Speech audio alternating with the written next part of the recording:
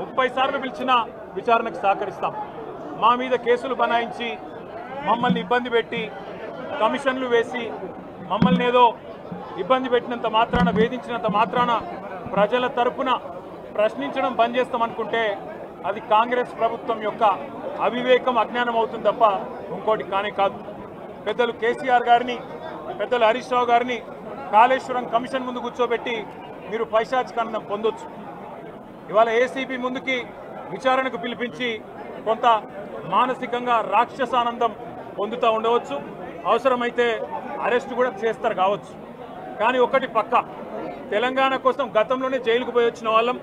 Hyderabad brand ఇమేజ్ను పెంచే ప్రయత్నంలో భాగంగా హైదరాబాద్ బ్రాండ్ని కాపాడే క్రమంలో తీసుకున్న ఒక నిర్ణయం వల్ల మళ్ళీ జైలుకు పోవాల్సి వచ్చినా భయపడేది లేదు. ఒకసారి కాదు 100 సార్లు అయినా జైలుకు పోతాం, కానీ వదిలిపెట్టాం కాంగ్రెస్ ప్రభుత్వాన్ని, కాంగ్రెస్ పార్టీని.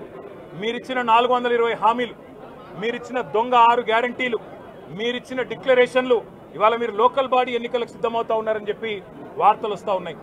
రేవంత్ రెడ్డి గారు నిన్ను మొత్తం రాష్ట్రంలోని బీసీ వర్గాల ప్రజలందరూ గమనిస్తున్నారు. 42% రిజర్వేషన్ ఇచ్చి 42% రిజర్వేషన్ ఇస్తాం అని కామారెడ్డి డిక్లరేషన్లో చెప్పి మోసం చేసి ఈరోజు స్థానిక సంస్థల ఎన్నికలకు మరి రిజర్వేషన్ ఇవ్వకుండానే పోతున్న వైనాన్ని కూడా బీసీలు గమనిస్తూ ఉన్నారు. రైతు బంధు పేరిట ఎలక్షన్ బంధుగా మార్చి ఎలక్షన్లు వచ్చినప్పుడు మాత్రమే రైతు బంధు వేస్తున్న విషయాన్ని రైతులు గమనిస్తున్నారు. నెలకు 2500 ఎగ్గొట్టిన విషయాన్ని ఈ రాష్ట్రంలోని మహిళలు గమనిస్తూ ఉన్నారు. 2 లక్షల ఉద్యోగాలని చెప్పి నువ్వు చేసిన మోసాన్ని ఈరోజు రాష్ట్రంలోని యువత గమనించింది. కాబట్టే నీ దగ్గర చెప్పుకోవడానికి సమాధానం లేదు, చెప్పుకునేందుకు ఏమీ లేదు. కాబట్టి ఏం చేయాలి, నువ్వు ఏదో ఒక డైవర్షన్ మీద, ఏదో ఒక రకంగా ఒక కమిషన్ అని, ఎంక్వైరీ అని, ఏదో జరిగిందని, ఇదిగో పులి అంటే అదిగో తోక అని, నువ్వేమో దున్నపోతు తినిందనగానే నీకు తయారుగా నీ జోడీదారు బీజేపీ రెడీగా ఉన్నాడు. నువ్వు దున్నపోతు తినిందనగానే వాడు దుడ్డని కట్టేయని వాడికి వస్తాడు. మీ ఇద్దరి దొంగ భాగోతం, మీ ఇద్దరి దొంగ నాటకాలు తెలంగాణ ప్రజలకు అర్థమైనాయి.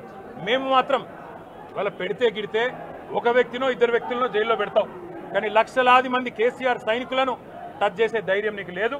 తెలంగాణ ప్రజలకు రక్షణ కవచంలాగా ఆనాడు ఉన్నది టీఆర్ఎస్ఏ, ఈరోజు ఉండేది బీఆర్ఎస్ఏ, రేపటికి కూడా స్వీయ రాజకీయ అస్తిత్వమే శ్రీరామ రక్ష అనే విధంగా ముందుకు పోతాం.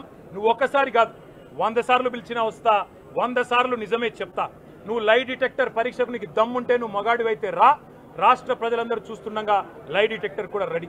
నువ్వు ఒక కేసు కాదు ఇంకో 1000 కేసులు పెట్టినా మేము ప్రశ్నించడం బంద్ చేయం, కొట్లాడడం బంద్ చేయం, తెలంగాణ ప్రజల తరపున నిలదీయడం బంద్ చేయం.